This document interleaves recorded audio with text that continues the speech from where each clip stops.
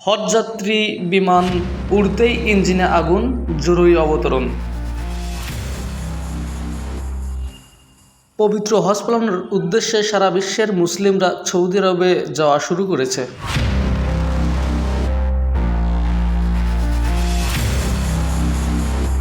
গত বুধবার 4 শতাধিক যাত্রী নিয়ে সৌদি আরবে হজের উদ্দেশ্যে রওনা হওয়ার পরবর্তীতেই ইঞ্জিনে আগুন, জরুরি অবতরণ। বুধবার গালফ নিউজের এক প্রতিবেদনে এ তথ্য জানানো হয়েছে। গারুদা ইন্দোনেশিয়া এয়ারলাইন্স জানিয়েছে, বুধবার 468 যাত্রী নিয়ে সৌদি আরব যাওয়ার পথে একটি বিমান জরুরি অবতরণ করেছে। ইন্দোনেশিয়ার পতাকাবাহী সংস্থাটি জানিয়েছে, গারুদা 1105 ফ্লাইটটি বোয়িং বিমান দিয়ে মদিনার উদ্দেশ্যে পরিচালিত হচ্ছিল।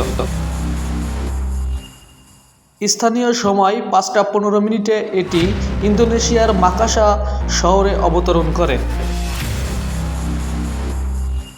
বিমানটির সমস্ত যাত্রী অক্ষত রয়েছে বলে জানিয়েছেন সংস্থাটি।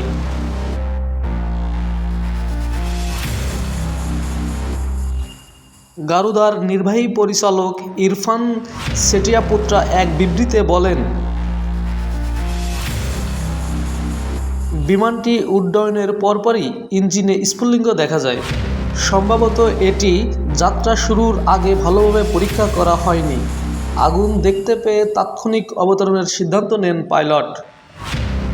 তিনি জানান, বিমানটিতে হজযাত্রী সহ 450 জন যাত্রী ছিলেন। এছাড়া এটিতে 18 ক্রু সদস্য ছিলেন। বিমানটি অবতরণের 2 ঘন্টার মধ্যে যাত্রীদের জন্য নতুন বিমানের ব্যবস্থা করে গারুদা।